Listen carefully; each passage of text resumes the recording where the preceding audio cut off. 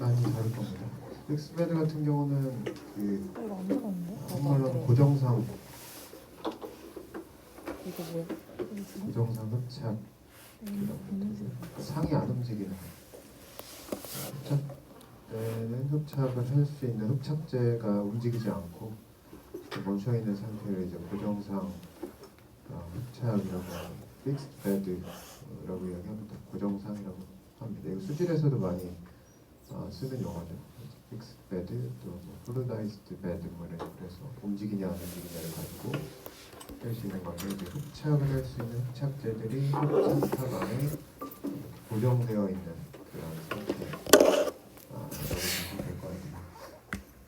그래서 고정상 흡착제들이 이 오른쪽에 있는 거 보면 이 안에 있는 이제 흡착제들이 들어있는 모습이 그냥 꽉 차 있다고 생각하면 되겠습니다. 여기까지 차 있는 상태라고 보면 되고 얘네들이 흡착제도 이제 뭐 어떤 가스를 잡을 거냐에 따라서 좀 달라지겠지만 흡착제가 들어있고 들어오는 가스 몰큘들을 흡착을 시키는 그런 과정들이고요. 아래쪽에 나와 있는 거는 이제 여기 브레이크থ루 커브라고 되어 있는 거죠.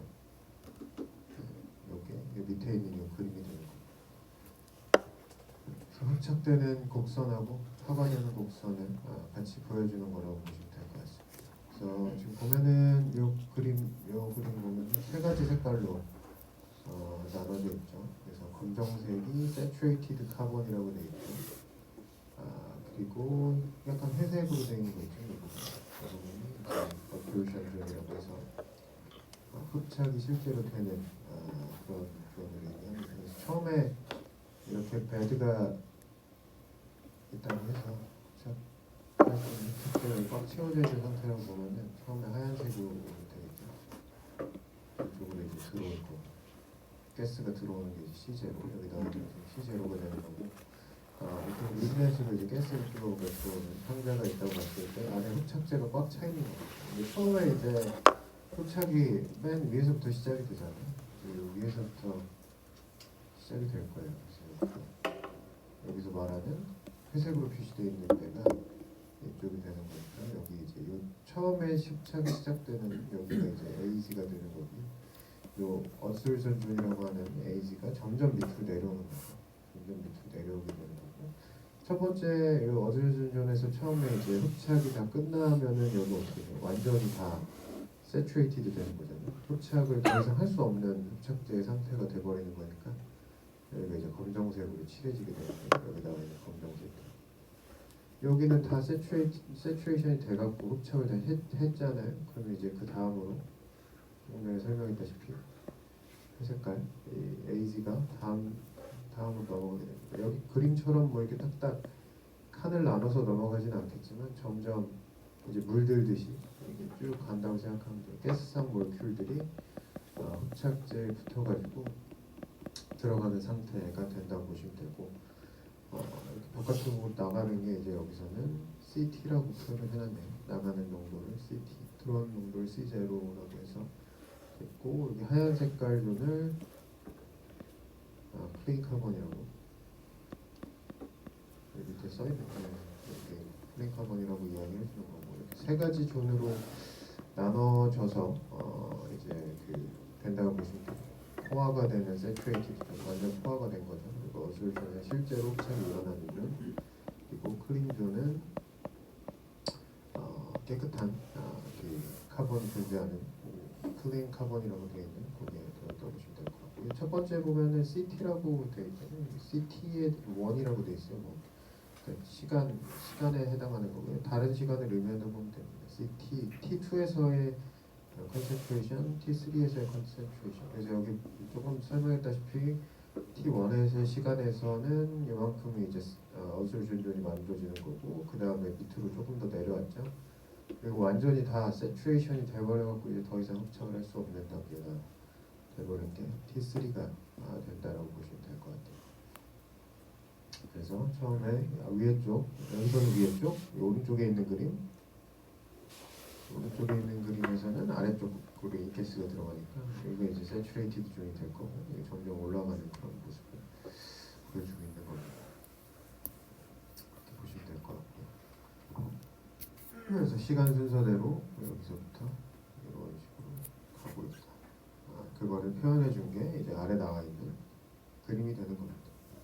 그래서 컨센트레이션을 보면은 여기 왼쪽 Y2 컨센트레이션으로 되어 있죠. 여기 이제 아웃렛 컨센트레이션이 된다고 보시면 돼요. 컨센트레이션인데 이 곡선 자체는 아웃렛 컨센트레이션을 표현을 해놓은 거죠. 처음에 농도 나가는 농도가 처음에는 0이었다가 점점 증가를 하겠죠. 왜냐면 처음에는 요 세츄레이션이 아니고 흡착이 굉장히 잘 되잖아요. 흡착이 잘 되니까 처음에는 나가는 농도가 거의 아래쪽에 깔려 있어요. T1 여기죠. T1 이렇게 아래쪽에 깔려 있는 농도가 나가는 농도 CT1이 굉장히 밑에 깔려 있는 모습을 볼 수가 있습니다. 그래서 처음에는 이제 굉장히 흡착이 잘 되는 거를 보여주고 있죠. 흡착이 잘 되는 걸 보여주고 있어요. 그러다가 시간이 점점 지나죠. 시간이 점점 지나서 이제 T3까지 오면은 농도가 확 올라가요. 확 올라가요. 이 흡착제가 다 흡착을 해버렸는데 이때 이제 흡착제를 교체를 해줘야 돼요. 이럴 때는 두 가지 방법이 있는데 크게는 두 가지 교체해주는 방법이 하나 있고요.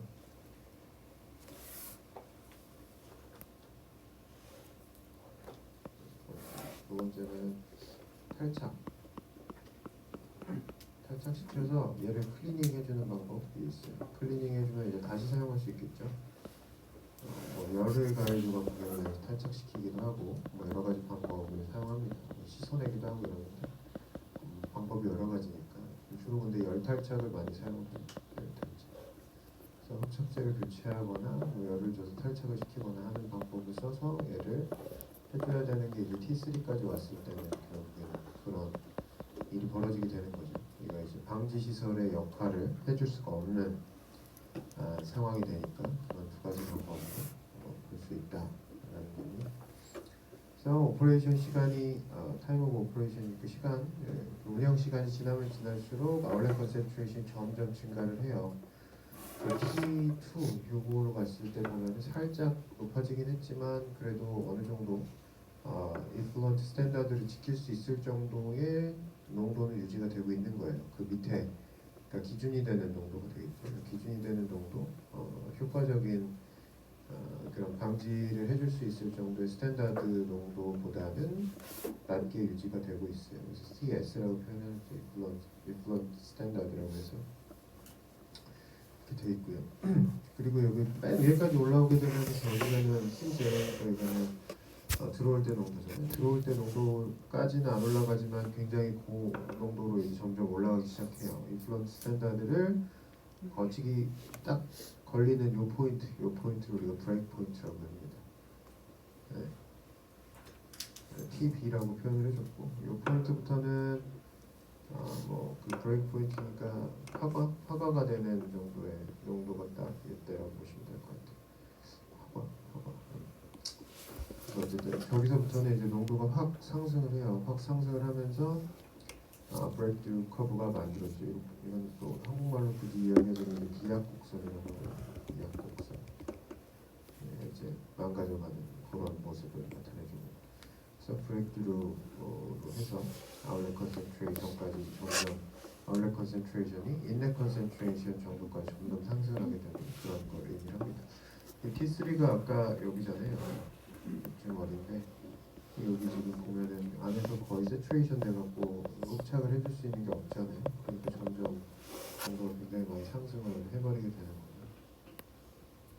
그래서 흡착능이 점점 떨어져 가고 있다가 여기 인플루언트 스탠다드를 거쳐서 결국에는 점점 망가져가는 그런 것을 보여줍니다. 그래서 파과점을 지나게 되면 이제 브레이크 포인트를 지나게 되면 그거 전후로 해서 이제 바꿔줘야 됩니다.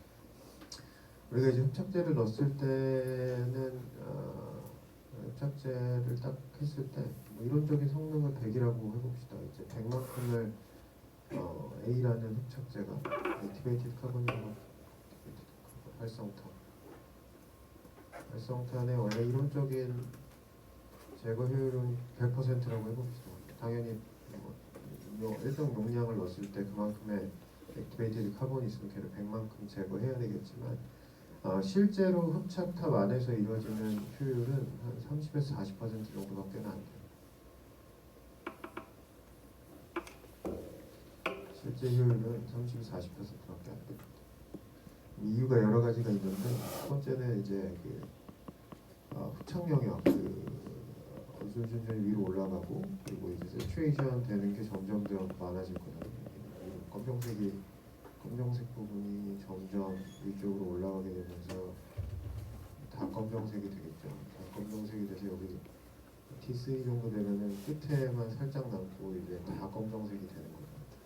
다 세츄레이션이 돼버리는 건데 실제로 여기 끝에까지 있는 애들까지 생각을 하면 우리가 100이라고 할 수도 있지만 얘가 여기까지 올라간 걸 보면은 T3까지 가면 이미 브레이크 포인트 지나갔잖아요. 그러니까 이거보다 훨씬 전에 한 이 정도 됐을 때 교체를 해주든지 탈착을 해줘야 돼요.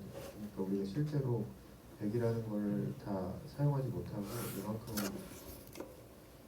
버리는 건 아니지만 이만큼이 되기 전에 여기보다 더 남는 양이 이만큼보다 더 적어지기 전에 얘를 교체해주든지 아니면 뭐 탈착을 해주든지 해서 이제 이 블런트 스탠다드 밑으로 유지할 수 있게끔 해줘야 되니까 그거만큼의 이제 손실이 발생을 하는 거예요. 가스를 흡착할 수 있는 흡착제가 있음에도 불구하고 이제 나머지를 갈아줘야 되거나 이제 탈착을 해주는 그런 과정이 있어야지만 그 효율을 유지할 수 있기 때문에 그래서 저기서 한번 손실이 발생을 하고요. 그리고 인렛 가스가 이제 두 번째 보면은 인렛 가스에서 가스가 들어오는데 가스만 들어오면 좋겠지만 여기 수분이 함께 같이 항상 들어옵니다. 수분이 이제 베이퍼 형태의 수분이 들어오게 되는데 흡착할 수 있는 영역은 정해져 있다고 했잖아요. 흡착할 수 있는 영역이 100이라고 보면은 이 수분이 먼저 가서 달라붙는 경우가 굉장히 많아요. 수분이 먼저 가서 달라붙는 경우가 굉장히 많습니다. 그래서 이 수분에 의해서 그 흡착제가 가스몰큐를 흡착해야 되지만 수분을 흡착하는 경우가 있기 때문에 또 여기서도 손실이 발생을 합니다. 10에서 20% 정도의 손실이 발생합니다. 수분 때문에. 네, 수분 때문에 발생을 하고 이 아웃렛도 마찬가지. 아웃렛으로 이제 가스가 나가게 되는데 이게 흐름 자체가 밖으로 나가게 되는데 이 흐름이 나가면서 여기서 또 열이 발생합니다. 반응에 의한 열이라든지 힛이 발생을 해버려요. 나가면서도 발생을 하겠지만 이 안에서도 이제 힛이 발생을 하는데 이 힛에 의해서 흡착제가 망가지거나 할 수가 있어요. 흡착제가 망가진다기보다는 흡착의 성능을 저하시키는 역할을 열이 해줄 수가 있습니다. 또 여기서 또 한 10에서 20% 까먹고 또 되게 많이 까먹었죠. 또 이렇게 까먹다 보면은 흡착을 실제로 우리가 100만큼 해줬어야 되는데 100만큼 못하고 점점 줄어들고 있는 거예요. 그래서 수분에 의해서 들어오는 가스의 수분이 하나가 될 거고 남겨진 애들이 또 하나가 될 거고 힛에 의한 것이 또 하나가 될 텐데 또 다른 수분이 있어요. 힛이 발생하면은 열에 의해서 주변 온도가 달라지게 되면 주변 온도와 그 안쪽의 온도가 달라지게 되면 또 수분이 발생을 하거든요. 그래서 이 안쪽에서도 힛에 의해서 발생하는 수분이 또 있어요. 이런 애들까지 다 생각을 해주면 여러 가지 실제로 흡착제가 100만큼을 해야 되는데 그만큼 하지 못하고 30에서 40% 정도의 운영할 때는 이 정도의 효율밖에는 가져올 수 없는 게 이런 이유들 때문입니다. 반응열에 의해서 생기는 수분 요거 있고 또 이 안에를 아까 보면은 열탈착 해줄 수도 있다고 했잖아요. 그래서 여기다가 그 힛을 주게 되면 반응에 의한 건 말고 외부에서 또 열을 주게 되면 여기서 또 수분이 발생을 할 거고 이걸로 인해서 얘네들이 효율을 다할 수 없는 그런 일이 발생을 하게 된다는 거.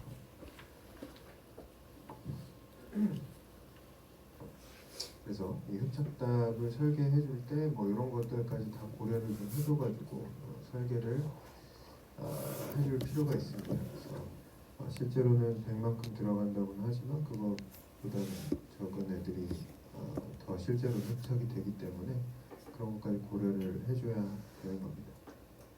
이제 흡착탑을 우리가 설계라는 걸 해줘야 되는데 설계할 때는 또 어떤 것이 필요한지 실험에 의한 것이 있으면 좋겠지만 실험에 의한 것이 있다면 실험식을 사용하면 되는 거고 그렇지 이론에 의한 어떤 식을 사용해야 되는 거죠.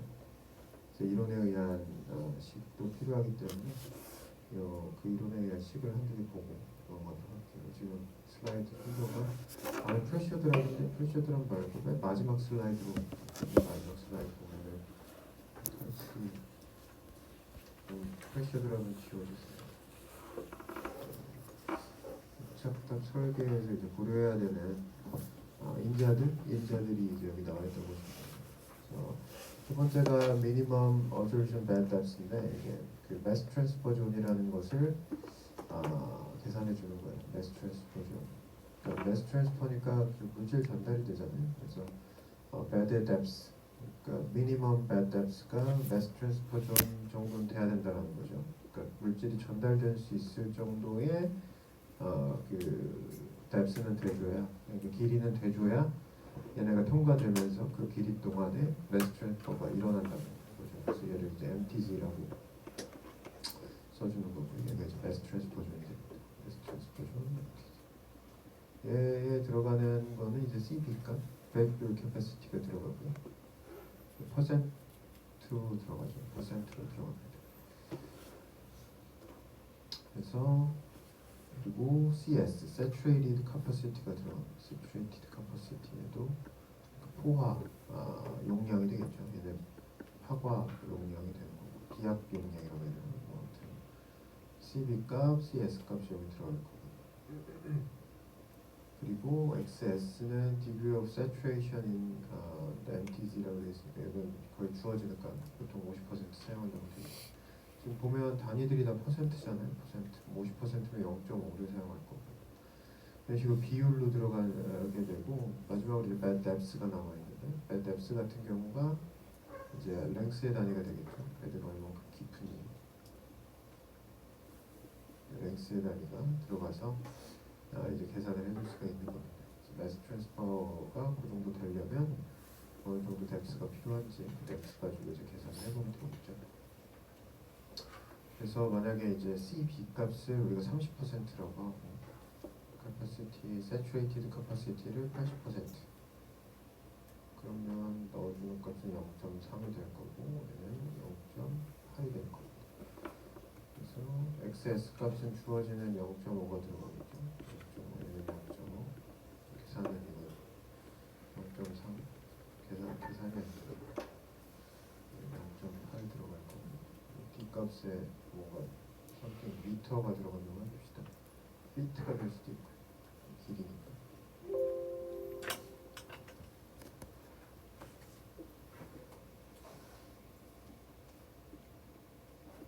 길이니까. 그래서 결국 계산해주면 비율하고 길이밖에 없으니까 얘는 미터나 뭐 피트로 계산이 되겠죠. 그래서 그 매스 트랜스퍼가 일어나게 될 수 있는 그 뎁스 자체를 계산해주는 그런 과정이 된다고 보시면 될 것 같고요. 이 매스 트랜스퍼 존에 대한 길이, 뎁스가 구해주게 되면 우리가 이제 브레이크트루 타임도 구해줄 수 있습니다. 이게 이제 밑에 나와 있는 TB는 하고 되어 있는 식이 되는데요.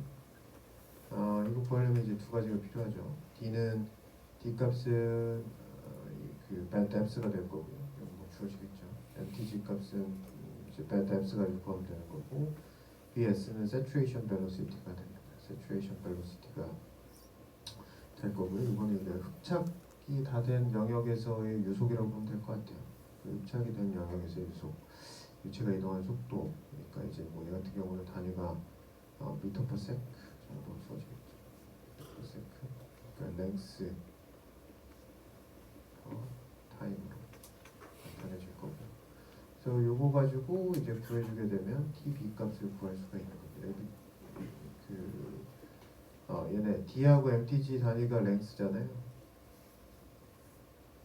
랭스고 BS가 랭스 타임이니까 얘네 지워지면 단위가 타임이 나오죠. 그래서 결국에 TB 값을 구해줄 수가 있는 거고요. 여기 들어간 saturation velocity는 그럼 어떡하냐? 그럼 여기 오른쪽에 나와 있죠. saturation velocity를 또 여기서 구해줄 수가 있습니다. Q 값은 유량이 될 거고요. concentration이죠. pollutant concentration이니까 ppm 단위가 될 수도 있고요.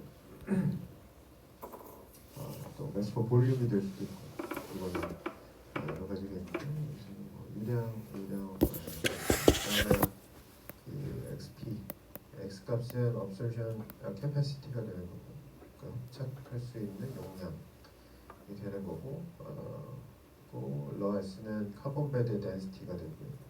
카본 베드에 얼마만큼 그 흡착제들이 들어있는지 그 density가 되는 거고, AC 값은 카본 베드 크로스 섹셔널 에어리니까 이렇게 카본 베드가 있다고 하면 이게 뭐 원형일지 네모일지는 모르겠지만 이 에어리아 반을 잘랐을 때 이 에어리아가 카본 베드 크로스 섹셔널 에어리아가 된다라는 거고, 그 다음에 m 값이라는 알죠. m 얘는 mass per time으로 나타내지는 건데, 같은 경우는 단위 시간당 흡착되는 질량, 그러니까 mass per time으로 나타낼 수가 있고요. 이게 왜냐면 여기서 온 거죠. 얘가 mass per time, mass per volume이죠. 그러니까 Q 곱하기 C가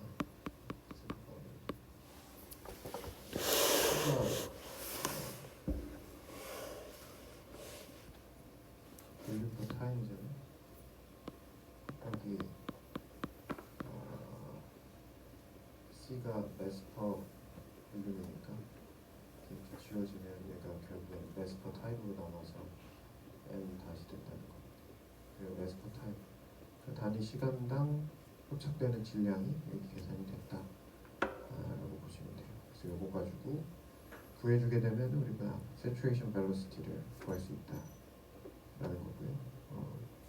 absorption capacity X 값 같은 경우에는 그러니까 단위 흡착제, 단위 질량, 흡착제 단위 질량당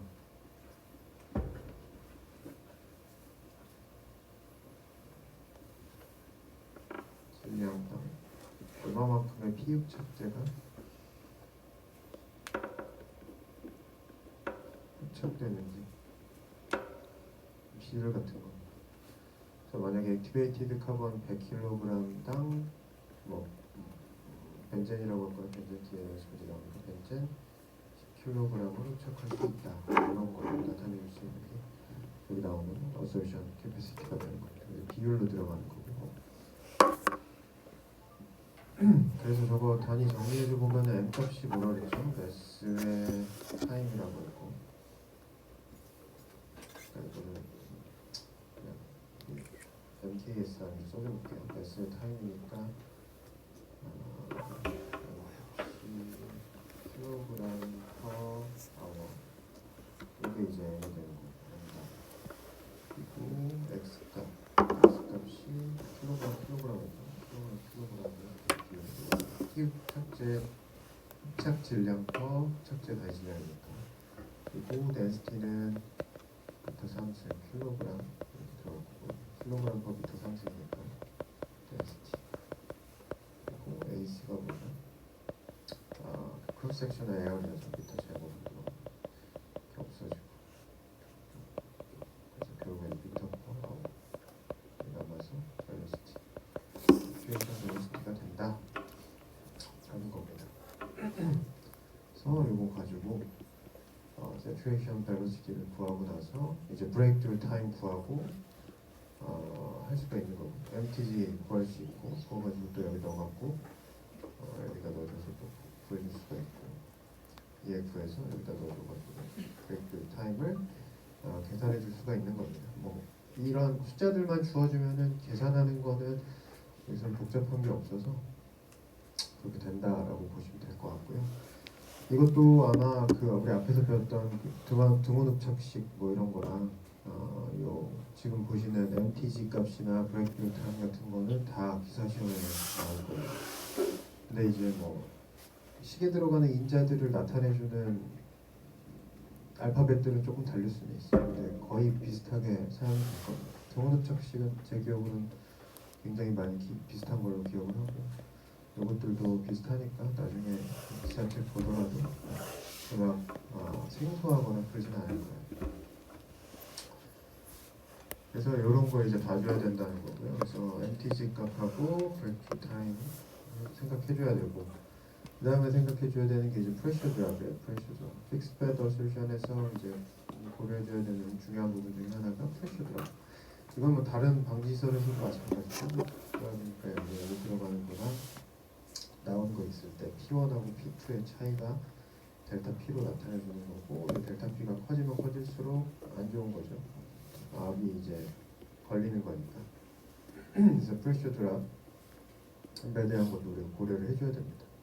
그래서 오른쪽 그림에 있는 게 이제 어떤 회사에서 그 입자, 흡착제 입자 사이즈, 메쉬 사이즈라고 하는데, 메쉬 사이즈에 따라서 슈퍼피셜 벨로시티에 따른 프레셔 드랍을 식으로 나타내는 거예요.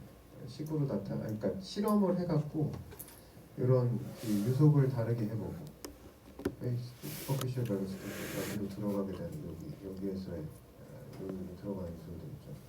얘를 다르게 해보고, 그리고 그때 프레셔 드랍을 bad depth, full of bad depth니까 1풋당 얼마만큼의 프레셔 드랍이 걸렸는지, 그 bad depth가 몇인지 모르겠지만 1풋당 얼마만큼의 프레셔 드랍이 생기는지를 표현해 놓는 거죠. 보시면 될 것 같고, 메쉬 사이즈에 따라서 유속이 증가할수록 프레셔 드랍이 쭉 많이 증가하는 것을 볼 수가 있고요. 그래서 이게 이제 실험에 의한 식인데, 실험에 의한 식이 뭐 항상 존재하는 건 아니니까, 그래서 실험에 의한 식을 사용할 수 없다면 뭘 사용해야 되냐면, 이 왼쪽에 나와 있는 이런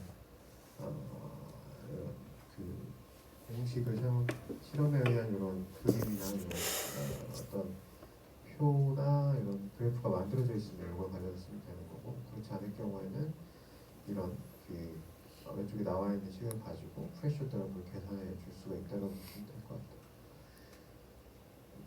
같아요. 그래서 보면은 뭐 여러 가지 인자들이 들어가죠.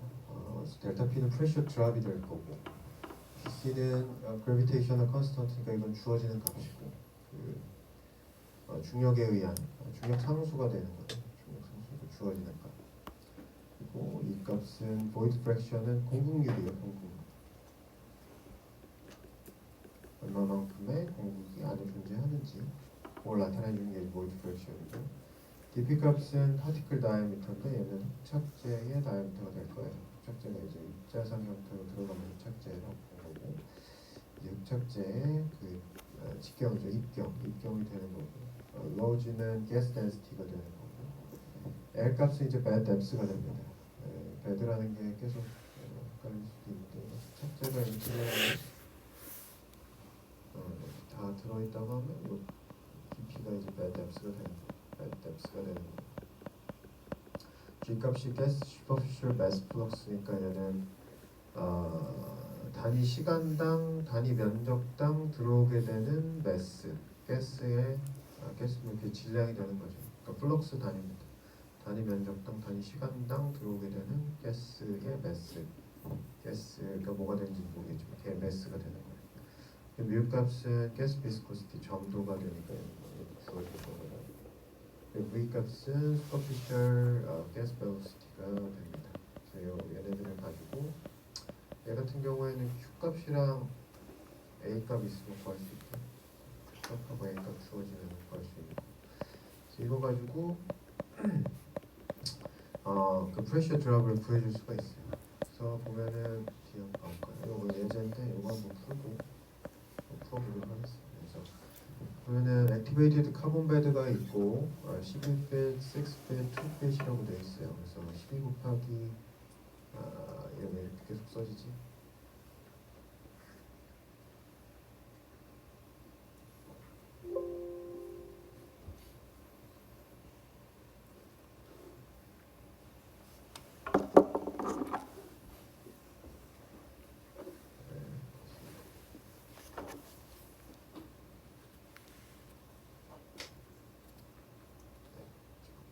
볼게요. 12에 6에 2니까 이렇게 아마 그래질 것 같아요. 레드가 이렇게 있는 거고, 뎁스는 2핏이에요. 여기가 2핏이 되는 거고, 12에 여기 6이 될 겁니다. 밑에 bed라고 보시면 될 것 같아요. 그래서 원어워가 되는 거고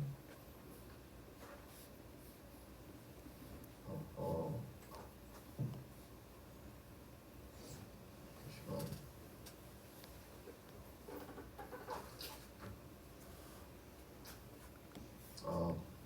잠깐만.